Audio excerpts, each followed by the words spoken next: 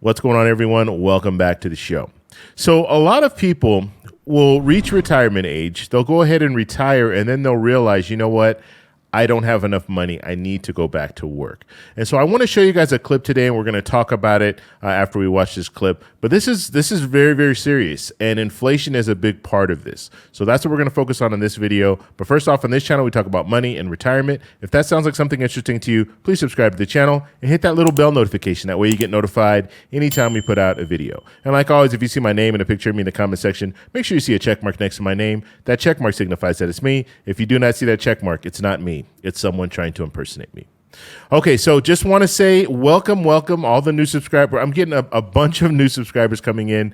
I don't know where you guys are coming from, but thank you guys for being here. I really appreciate it. And when you subscribe, make sure you hit the little bell notification as well. That way you'll get notified when I put out videos. So what I'm going to do, and I'm going to start changing my content just a little bit as far as the length of the videos that I put out. Before, I was trying to get videos 10 to 12 minutes. I'm going to continue to do videos like that. But also, if I have information that I just want to share with you guys, it might be a short video. It might be 5 minutes, 6 minutes, just because I want to get that out to you. I don't want to wait and say, okay, let me get this information out, but I have to wait for some more information to come in so I can put that out as well. I'm going to start just putting out the information as it comes. So it might be a short video. I might just want to let you guys know, okay, October 13th, that's when we are anticipating hearing more about COLA, or hearing the actual calculation for COLA. So videos like that, I'm not going to hold off and say, okay, I need more information. I want to put some more stuff in there. I want to have some other information to provide to you guys. If the date is provided, I'm just going to come up and give you guys the date and talk a little bit about it that way. It makes things a lot easier, and I don't have to wait, and you guys can get that information as soon as possible. So that I am going to start doing that in videos. Okay, now I want to show you guys this clip first. And then we're going to talk about this clip, because it's a sad day when we start seeing people who are retired going back to work. Okay. And I know some of you guys out there, you're retired and you've gone back to work, or you're contemplating going back to work. And it's sad because that's the new phase of your life. You work for 30 years, 40 years, you retire, and now you're in a new phase. And you're in the relaxation phase. You should be enjoying those years, but some people are having to go back to work because of inflation. So let's listen to what this lady's saying as far as her journey. Here we go. Turn now to the growing economic pain being felt across the country due to rising inflation. Consumer prices rose 8.5% in March, and nobody is feeling the pain like those on a fixed income. Retirees. We've been getting your messages from all over the country on the struggles many retirees are having, including the 1.5 million who have re-entered the job market in just the last year. Here's CBS's Mark Strassman. I decided I probably should put on some eyebrows. Patty Byther just unretired and got ready for her new part-time job. I thought I was done. I had worked it all out financially that, I could afford it. What happened? The economy. Inflation happened. It just kind of overwhelmed me. With prices soaring, her retirement lasted 10 months. These are my fuel bills. In 13 months, it went up $150. Correct. My safety net is just gone. We shadowed her on her first day at Hannaford Supermarkets. Just put your bag on top of there.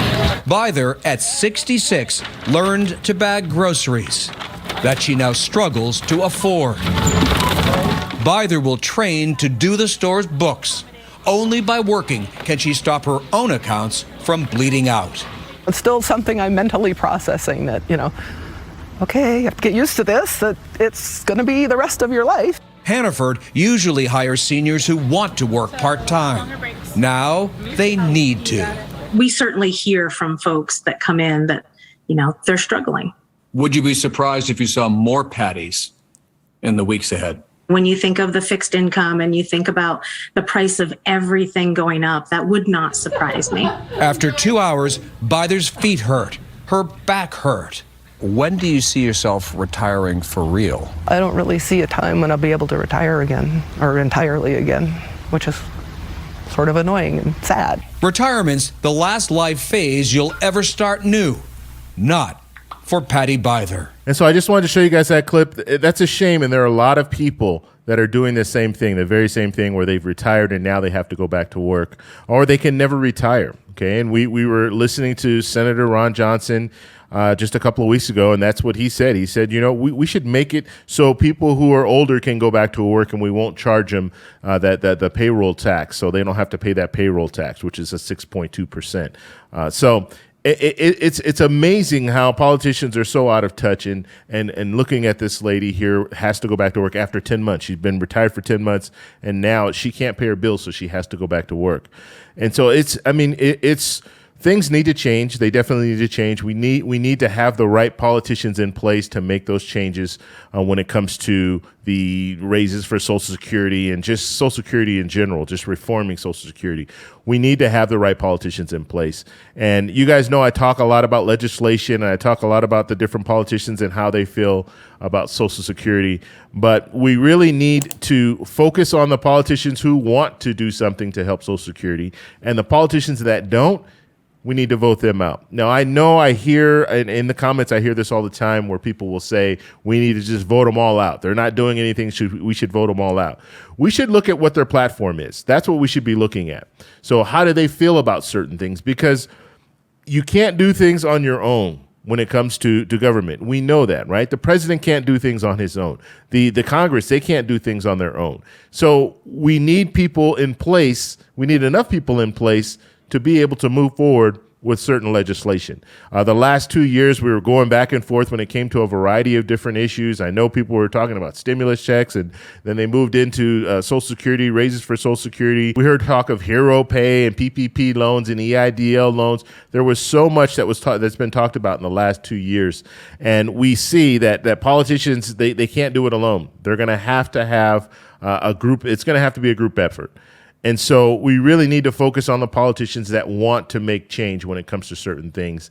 And those are the politicians that need to stay. And then we need to vote for people who want that same change to happen.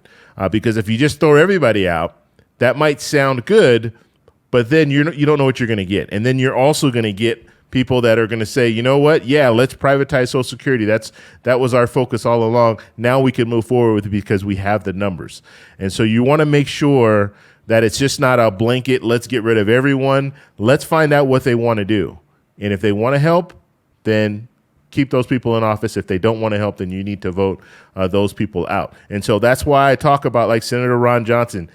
Clearly, he wants to privatize Social Security. Clearly, he wants to have Social Security, a sunset of Social Security every year where Congress looks over Social Security and tries to see if the program is still should be moving forward years to come. And that's dangerous. That's dangerous because we have Congress right now. They can't even they can't decide on anything, let alone Social Security, something as serious as Social Security for all the people who have paid into the system. Now you could be in a situation where you lose it, and that would be detrimental to so many people. So it's very important to focus on these politicians. I will be doing more candidate updates with the campaign, with the 2022 campaign, the midterm elections, and I'll let you guys know what's going on when it comes to that. As a matter of fact, in a couple of days, I'm going to talk a little bit because we have some new polls that have come out. And there have been some changes, so we're going to talk a little bit about those changes as well. But when it comes down to it, when we're looking at situations like this, where this lady has to go back to work, and there are plenty of people, and you guys let me know in the comments if you're in that situation where you've retired and now you have to go back to work because you don't have enough money to pay your bills. Let me know in the comment section below, and we'll talk a little bit more about that in the future. But when it comes down to it, people are struggling. And people on fixed income are struggling the most, I would say, right now in the situation that we're looking at. So if you guys have any questions, post them down below. If you like this video, please give me a thumbs up. Please subscribe for more, and I'll talk to you in the next one. Bye.